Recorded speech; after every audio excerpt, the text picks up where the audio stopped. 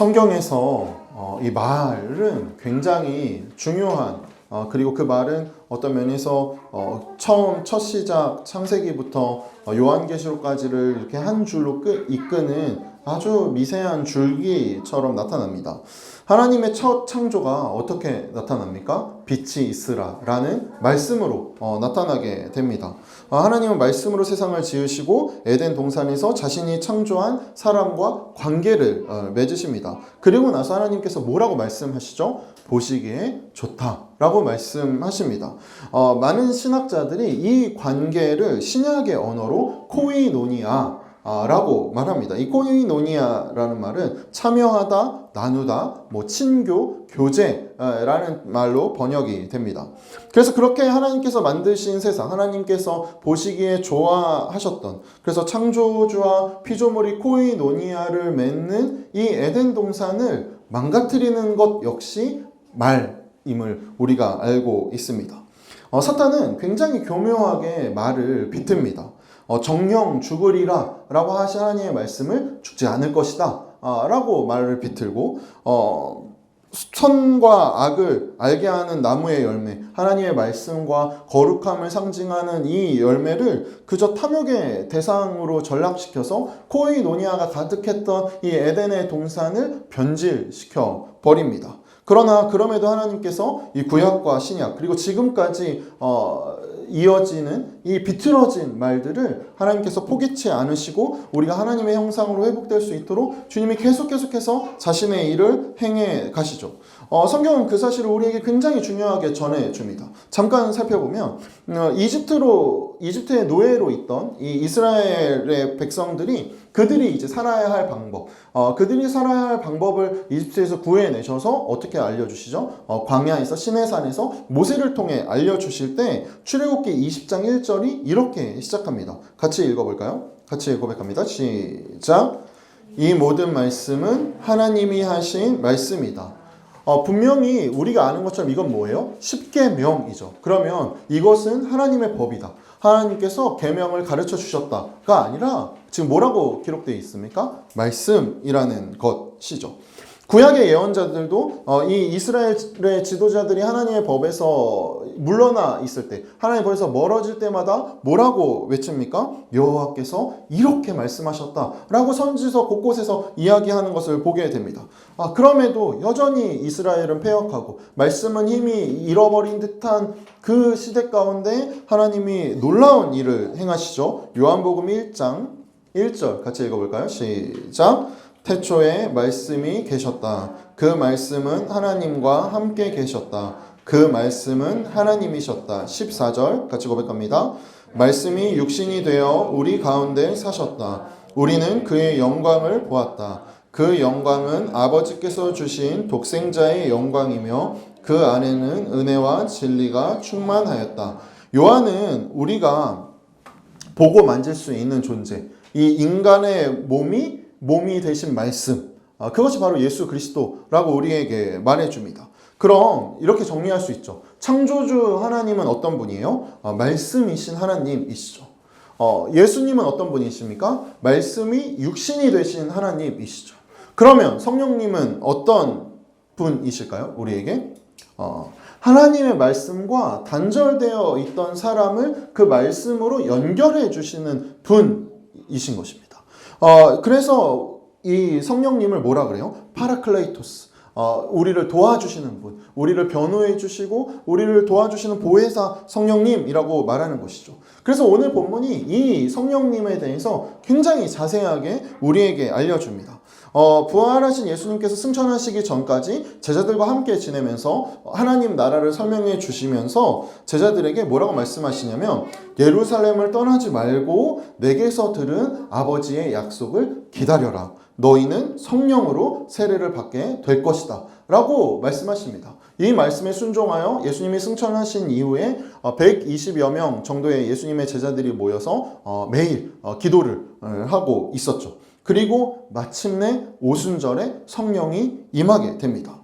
여기서 굉장히 좀 중요한 배경 중에 하나는 이 오순절에 대한 배경인데요. 이 오순절은 어떤 때냐면 이 추수 때입니다. 그래서 추수한 것을 이거 하나님이 허락하신 것이니까 내가 감사해야지 하는 절기이면서 동시에 이스라엘의 역사 안에서 이스라엘이 마지막 그 10가지 재앙 중에 마지막 재앙으로 이제 바로가 항복하고 나오게 되잖아요. 그 마지막 재앙이 뭐였죠? 장자가 죽게 되는 재앙이었죠. 근데 그 장자가 죽게 되는 재앙에서 이스라엘 백성들은 어떻게 합니까?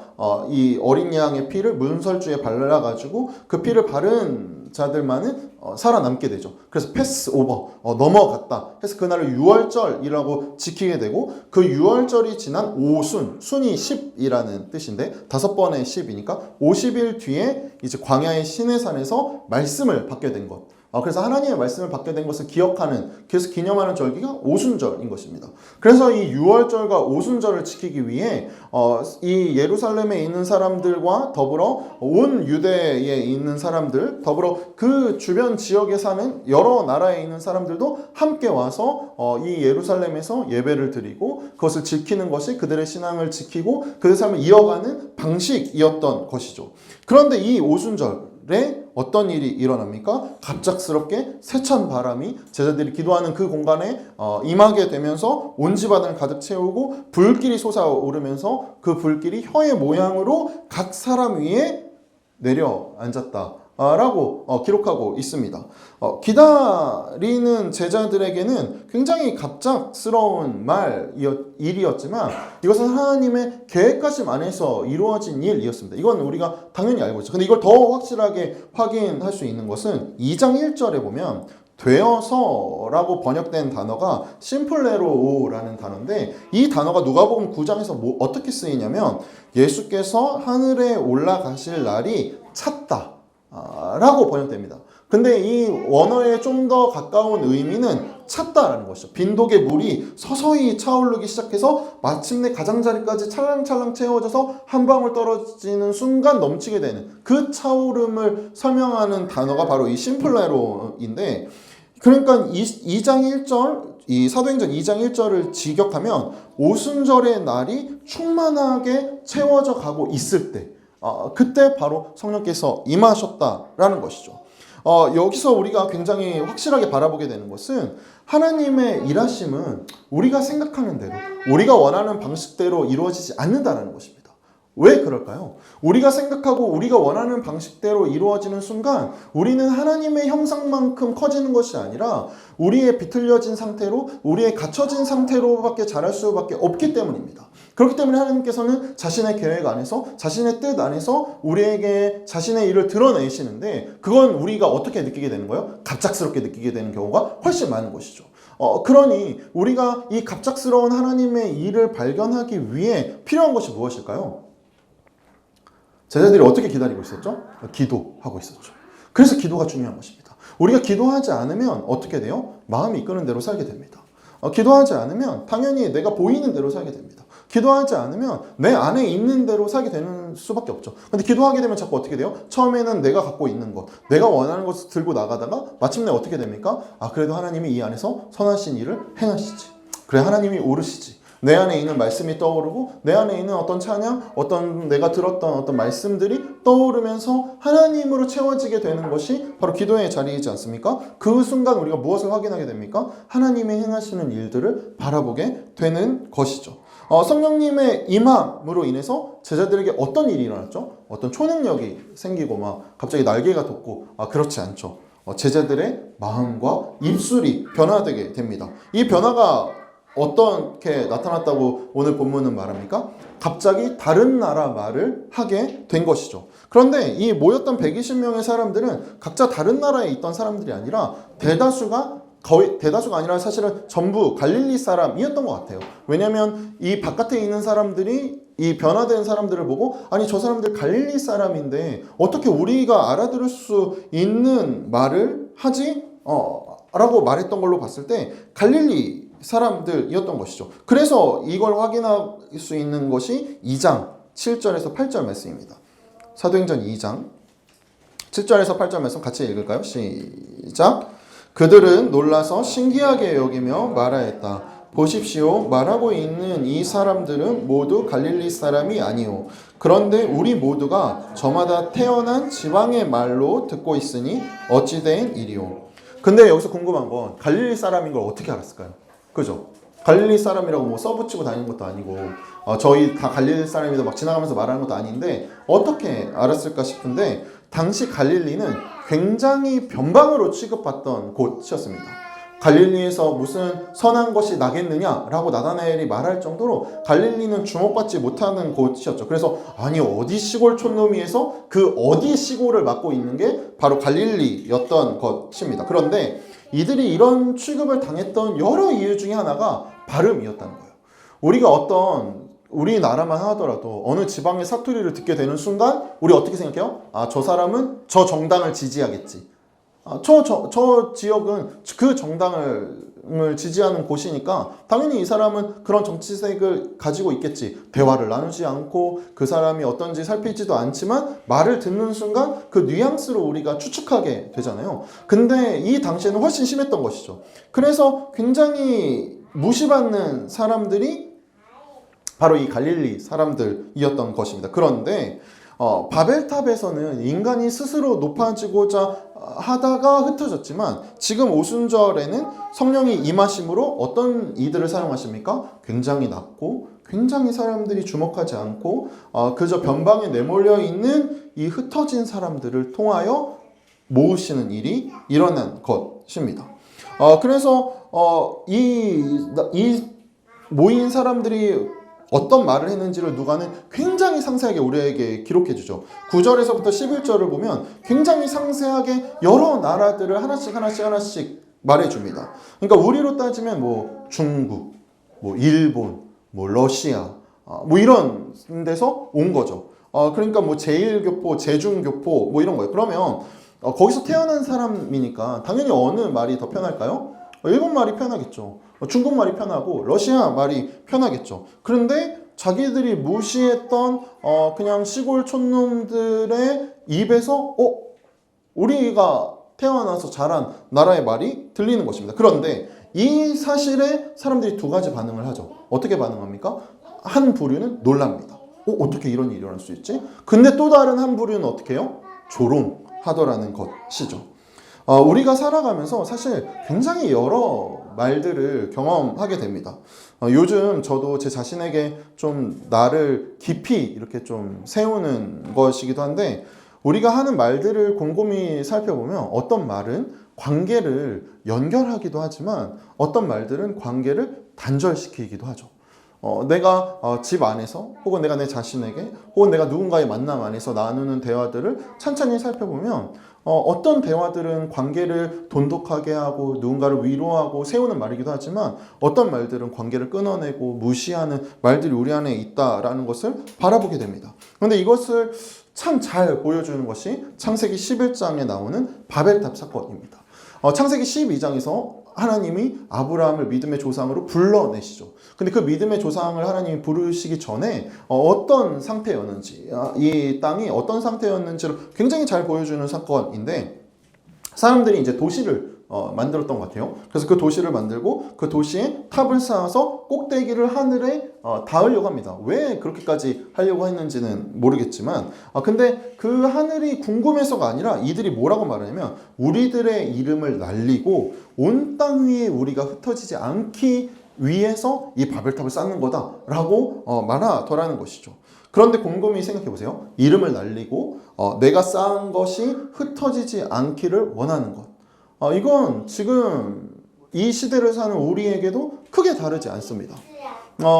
사실 물론 저 별로 안 유명해지고 싶은데요. 하지만 여기서 그 어떤 유명함, 이름이 알려진다라는 것은 우리에게 무엇으로 직접적으로 나오는 경우가 많죠? 어떤 관계의 탄탄함, 혹은 어떤 재정의 이런 넉넉함, 이런 것들로 우리에게 다가오게 되잖아요. 그런데 참 아이러니한 것은 높은 곳에 올라갈수록 이 바벨의 욕심이 우리 안에 가득해진다는 것이죠. 내가 좀 더 올라가면은 이게 어느 정도 해소되는 것이 아니라 올라가고 자리하면 할수록 더 내 말은 뭔가 좀 더 힘이 있어지는 것처럼 느껴지고, 그래서 이 말에 순종하는 사람들이 모이는 것이 굉장히 마음이 편해지고, 그래서 모두 내 말을 들어야 되고 내 말을 지지해 줘야 되는 것이죠. 내 안에 바벨탑이 가득한지 안 가득한지를 확인할 수 있는 굉장히 좋은 것이 바로 이것입니다. 누군가가 내 말을 뭔가 이렇게 내가 말을 했는데 그 사람이 그 말을 좀 안 듣는 것 같아요. 안 들을 수 있잖아요. 못 들을 수도 있고. 사실 부부 사이에 일어나는 가장 확실한 거 뭐예요? 말했는데 못 들었대. 말한 것도 맞고 못 들은 것도 맞죠. 이런 일이 일어났을 때 사실 별거 아닌 것처럼 쉬이 넘어갈 수 있잖아요. 근데 우리 안에 바벨탑이 자리 잡았을 때 어떤 일이 일어나요? 저 사람이 내 존재를 무시하는구나 하면서 굉장히 내 탑에 골몰하게 되죠. 그래서 우리가 곰곰이 생각해보면 높은 자리에 있으면 있을수록 어떤 일이 일어나요? 그 사람의 말을 잘 듣지 않아요. 잘 귀 기울이지 않죠. 물론 그 앞에서는 듣는 척하죠. 듣는 척은 하지만 높고 낮음이 강할수록, 어떤 위계가 강할수록 우리에게 무엇이 입혀지기 때문입니까? 그 사람의 태도가 입혀지기 때문이죠. 말이 입혀지는 것이 아니라 태도가 입혀져요. 그래서 이 안에서 어떤 관계가 형성되는 것은 굉장히 쉽지 않습니다. 그러면 우리의 마음이 뭔가 이렇게 동하고 연결되고 소통이 일어날 때는 언제예요? 상대방이 나와 같은 마당에 서 있는 것처럼 우리가 느껴질 때, 그때 우리가 사실은 서로 연결이 되고 소통이 일어나잖아요. 제가 종종 쓰는 예화이지만, 만약에 취업을 걱정하는 친구가 있어요. 근데 우리 협의가 전역하고 나서 포스코에 스카웃이 됐어. 그래서 협의는 포스코에 들어갔어. 포스코 그렇지, 요즘은 하이닉스죠. 하이닉스에 들어갔어. 협의가 하이닉스에 들어갔는데 친구는 계속 취업에 실패해요. 그럼 협의가 가가지고 이 친구한테 너도 잘하면 나처럼 될 수 있어. 위로가 될까요? 아니죠. 뺨을 맞겠죠. 뺨을 맞겠죠. 그런데 만약에 반대로 엄청 우울증을 심하게 겪고 있는 친구한테 가가지고 아무 말 없이 그냥 내 주머니에서 약봉지 꺼내면서 사실 나도 먹고 있어. 이 말이 우리 그래도 힘내보자.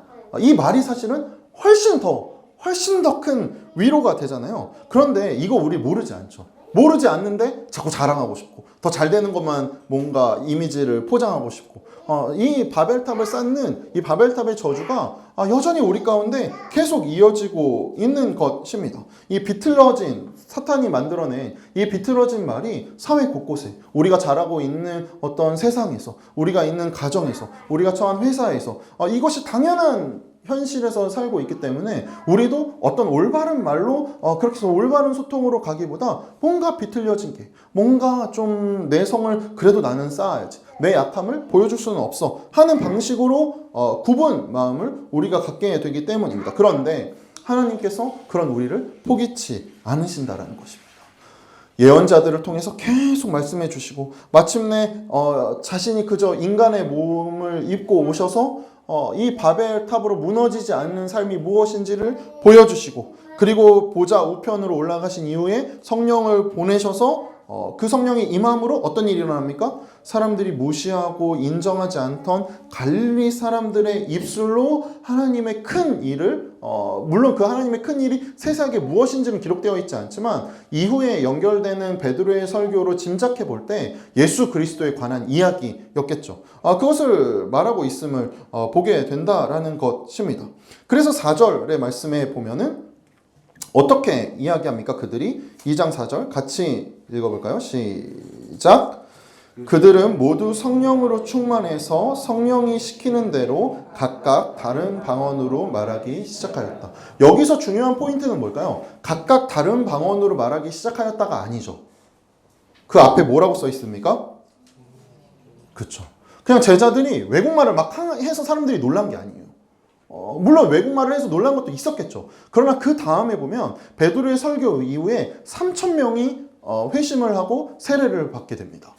그러면 단지 그들이 들은 게 외국말로 놀라가지고 갑자기 회개를 하게 되겠어요? 그럴 리 없죠. 지금 성령이 오셔서 일어나는 엄청난 변화는 뭐예요? 이전까지는 내가 하고 싶은 말, 내가 생각하는 말을 했는데 성령이 임함으로 어떤 말을 하게 된다는 것입니까? 성령이 시키는 말을 하게 된다는 것입니다. 여러분, 사실 이게 엄청난 일이에요. 이게 왜 엄청난 일입니까? 인간이 신의 언어를 하게 된다는 것입니다. 그렇잖아요. 인간이 성령께서 주시는 말을 하게 된다는 거예요. 그러면 우리는 성령께서 주시는 말을 지금 하고 있을까요? 아니면 그때만 일어난 것일까요? 그 이후에는 없는 것일까요? 이거를 확인할 수 있는 것이 사도 바울 선생님이 갈라디아서 5장 22절, 23절에서 성령의 9가지 열매를 우리에게 말씀해 주시죠. 성령이 말하게 하는 것은 그럼 이 9가지 열매일 확률이 굉장히 높겠죠. 그 9가지 열매가 뭐예요? 사랑, 희락, 화평, 오래 참음, 자비, 양선, 충성, 온유, 절제이죠. 그런데 이 9가지 열매들의 특징이 있습니다. 이 9가지 열매들의 특징이 뭐예요? 혼자서 할 수 없는 거라. 아닌데요. 저 오래 참으면 혼자 살 수 있는데요. 근데 뭘 오래 참아야 돼? 그죠? 뭘 오래 참아야 돼요? 관계를 오래 참는 것이죠. 뭘 버텨야 돼요? 내 안에 있는 그 관계 안에서 드러나는 것이. 그러니 성령께서 시키는 이 말을 하게 될 때 사람 사이에는 이 9가지의 열매들이 맺히게 된다라는 것이죠. 그러면 반대로 보면 내 안에 성령의 충만함으로 성령이 주장하는 입술이 내 안에 없을 때는 어떤 일이 일어날까요? 사랑이 없겠죠. 희락이 없고 화평이 없겠죠. 오래 참음이 없겠죠.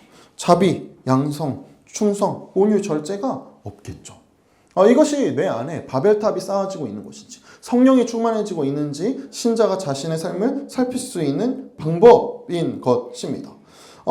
그러니 그때 생각해보세요. 다시 본문으로 돌아가서 지금 이 예루살렘에는 여러 언어들이 막 혼재됐겠죠. 마치 어떤 관광지를 갔을 때 세계적인 관광지 가면 막 영어도 들리고 현지어도 들리고 뭐 한국말도 들리고 중국말도 들리고 일반도 막 그러잖아요. 그런 분위기였겠죠. 그런데 그곳에서 이 낯선 사람들이 모두 모국의 언어를 듣게 됩니다.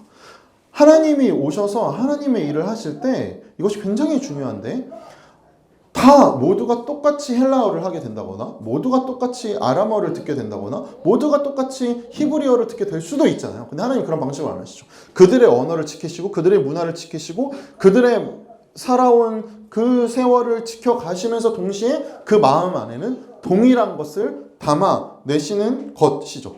이것이 바로 성령께서 하나님과 다시 연합시키시는 그 관계를 회복시키시는 코이노니아가 바로 이런 것입니다. 우리가 어떤 한 몸을 이룬다. 우리가 교제를 한다라고 할 때 이것이 마치 이 사람은 노란색, 이런 사람은 빨간색인데 우리 합쳐가지고 모두 이번에는 뭐 다 같이 뭐 초록색을 하기로 하자가 아니라 초록, 파랑, 노랑, 빨강 이 모든 것이 같은 색을 갖고 있지만 본연의 색을 갖고 있지만 그것이 이 안에서 이 울타리 안에서 더 동일해지는 더 같은 마음을 품게 되는 이것이 바로 하나님이 우리 가운데 이루시는 코이노니아의 사건인 것이죠. 그래서 바울이 성령이 이렇게 오실 때 우리에게 어떻게 나타나는지를 고린도전서 12장 12절에서 14절 이걸 이렇게 자세하게 우리에게 알려줍니다.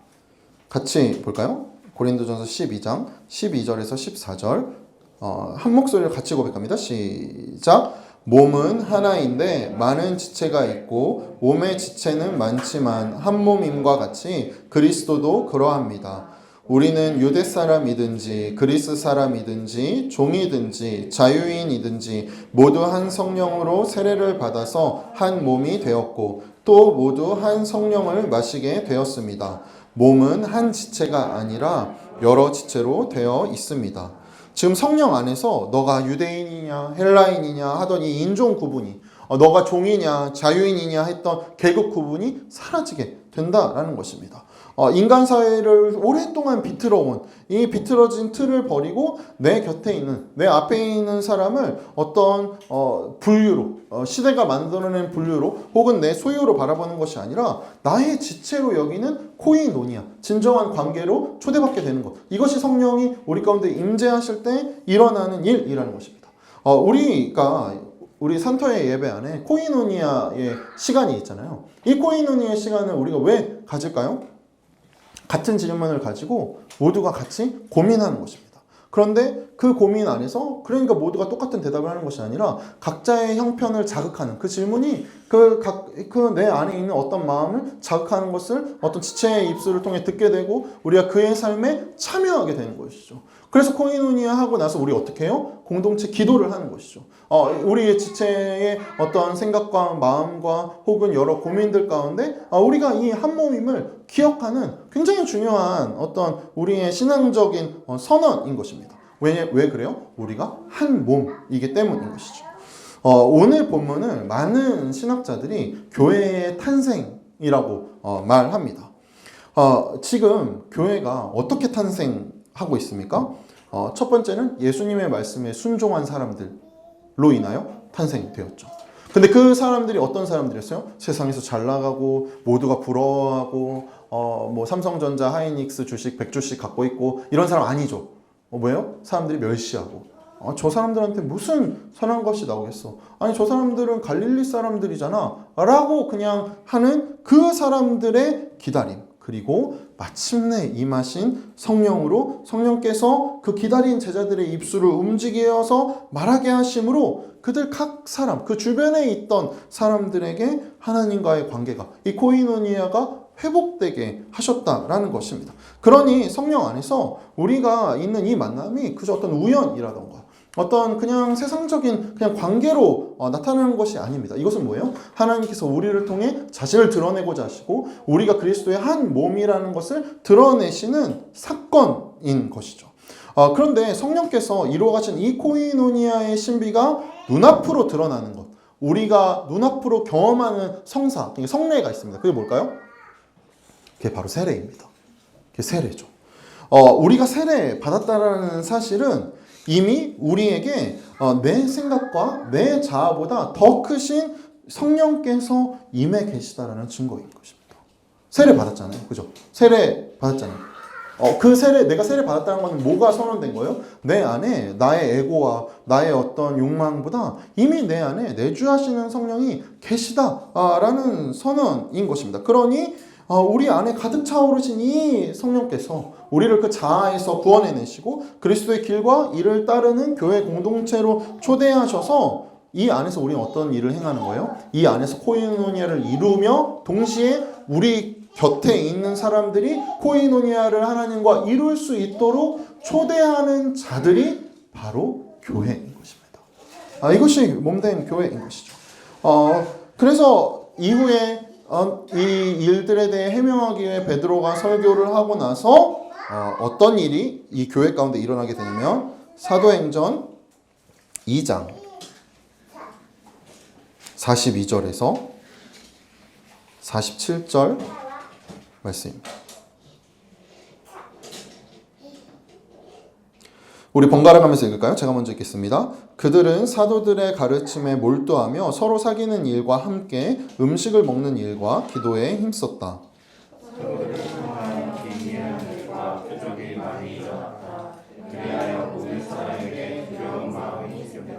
믿는 사람은 모두 함께 지내면서 모든 것을 공동으로 소유하고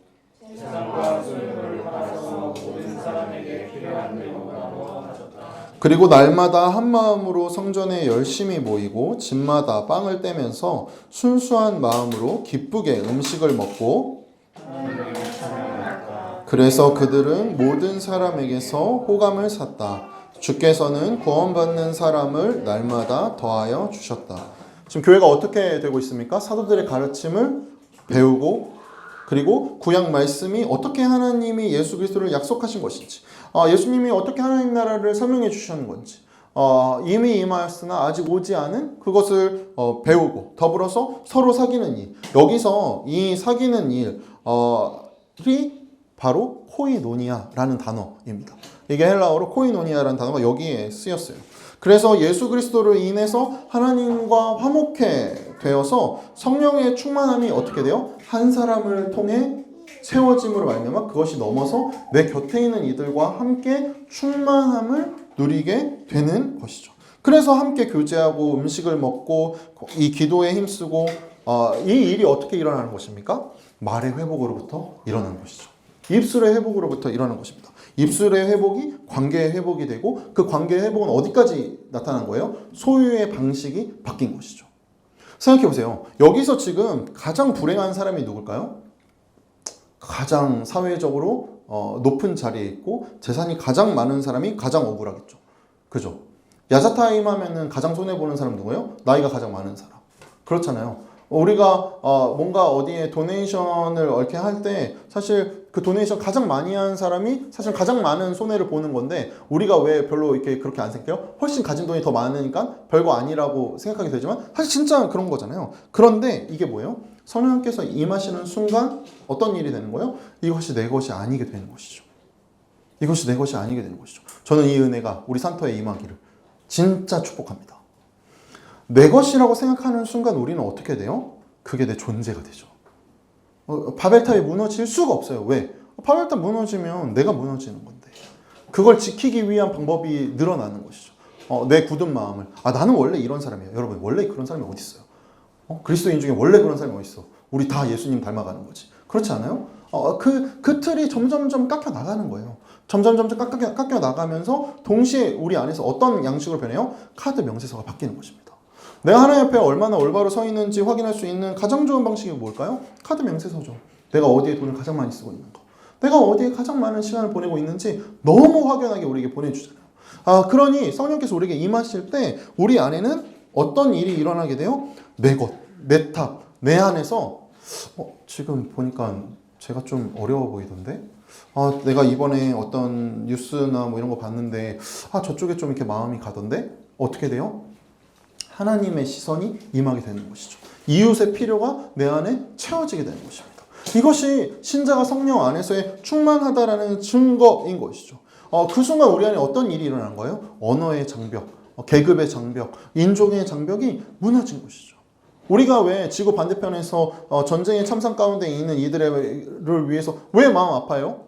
사실 사람이 죽는 그 사람들 죽는 거 나랑 무슨 상관 있다고? 하지만 이 안에 우리가 그런 마음이 임한 것은 뭐예요? 성령께서 우리 가운데 허락하시는 마음인 것이죠. 그러니 우리 안에서 자연스럽게 성령은 자신을 드러내시고 우리를 통해 예수 그리스도의 손길을 되게 만드시고 우리의 눈빛을 예수 그리스도의 눈빛으로 만들어 가시는 것입니다. 그런데 정말 우리가 이 세상 안에서 분열로 점철된 이 세상 가운데 여전히 완악한 우리의 입술에 이 은혜가 너무나도 필요하지 않습니까? 내 자신과 화해하지 못하고 가장 나와 가까운 이와 깊은 관계를 맺지 못하고 나는 사실 숨겨놓으면서 꽁꽁꽁 숨겨놓으면서 높은 바벨탑만을 추구하는 이 세상 가운데 진정으로 성령의 은혜가 필요한 것이지 않겠습니까? 하나님이 사랑하시는 우리 산터 가족 여러분, 성령 하나님이 이 은혜를 어떻게 나타내셨습니까? 예수님의 명령을 따르는 제자들을 통해 나타내셨습니다. 이것이 바로 우리의 사명인 것입니다.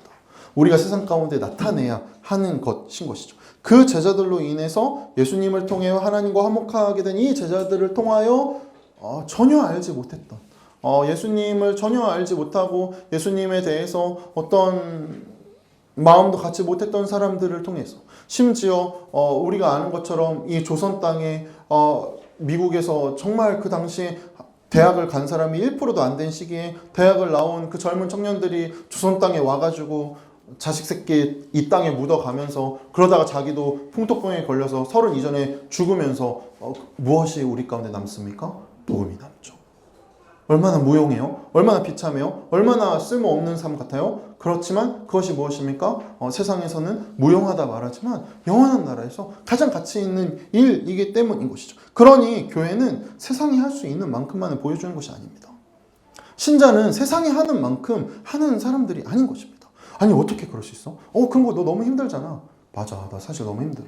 근데 그래도 나는 이렇게 배웠어. 내 안에 계신 예수님이 이걸 원하셔. 용서할 수 없는 사람을 용서하는 것이죠. 이해되지 않는 것을 품고 이해하는 것이죠. 이것이 신자가 이 땅 가운데 하나님의 나라를 드러내는 방식인 것입니다. 이 뒤에 이어지는 사도행전 3장에서 어떤 일이 일어납니까? 베드로와 요한이 성전으로 기도하러 가다가 성전 앞에서 구걸하던 날 때부터 안진뱅이였던 자가 저 돈 좀 주세요. 그러니까 베드로가 뭐라고 말해요? 금과 음이 저한테 없어요. 죄송해요. 제가 지금 돈이 없네요. 그런데 제가 가지고 있는 거 있어요. 그게 뭐예요? 저 예수 그리스도 갖고 있어요. 그 예수 그리스도를 그대에게 드릴 테니 그대 일어나 걸으세요. 여러분, 우리가 만약에 지금 지나가다가 걷지 못하는 분이 앞에 계세요. 그 걷지 못하는 분한테 일어나 걸으세요. 이거 얼마나 큰 폭력이에요. 내가 걷는 줄 몰라서 지금 못 걷는 거야? 그런데 그리스도인은 어떤 자입니까? 그 다음 할 수 없는 것. 근데 이 걷게 된 자가 어떻게 행합니까? 성전 안으로 들어가죠. 이게 사실 굉장히 중요한 건데 예배에 참여할 수 없던 자가 예배에 참여하게 되는 것입니다. 그 예배라는 문턱을 굉장히 낮추게 된 것이죠. 이것이 그리스도인을 통하여 드러내는 삶인 것입니다. 돈으로 하루 먹을 배를 채우는 삶이 아니라 상상하지 못했던 삶을 내가 살고 남도 살게 해주는 것. 이것이 바로 교회이고 이것이 바로 그리스도인인 것입니다. 그러니 우리 이 삶 살아내야 되지 않겠습니까? 이 땅에서 우리가 그리스도인이라고 사는데 그저 나 하나 살기에 급급하고 내 감정 하나 추스르기에 급급하고 내 마음 챙기기에 급급하다면 우리에게 무엇이 필요합니까? 성령이 필요합니다. 내 안에 여전히 바벨탑이 크고 내 안에 여전히 다음 가능성이 보이지 않다면 우리 안에 무엇이 필요합니까? 성령이 필요합니다.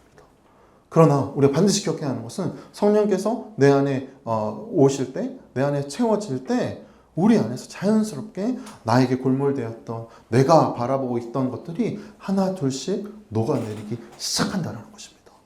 그것을 통해서 우리 안에 어떤 일이 일어나게 되는 거예요? 이해되지 않는 것들이 이해되기 시작하고 바라볼 수 없던 것들이 바라보게 되고 성령께서 강림하심으로 말미암아 그 성령께서 우리를 주장하시는 저는 우리 산터의 가족들이 이 삶 살아내기를 간절히 소망합니다.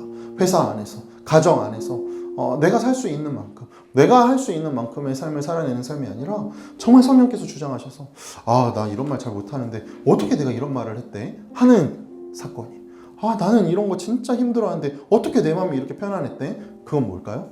성령께서 내 안에 계시다라는. 그럼 우리는 어떻게 하면 됩니까? 안심하면 되죠. 오늘도 성령이 나를 살게 하셨구나. 이기적인 나를, 완악한 나를 오늘도 나를 살게 하셨구나. 그 힘으로 살아가는 것입니다. 그러니 이 시간 우리 함께 기도하며 나아갑시다. 내 안에 하나님보다 내가 세운 바벨탑이 옳다라는 신념을 주님 앞에 올려드립시다.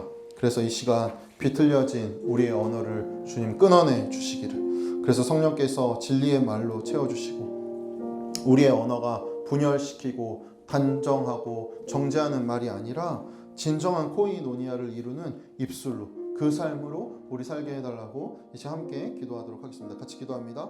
사랑해 주님, 그렇습니다. 우리 여전히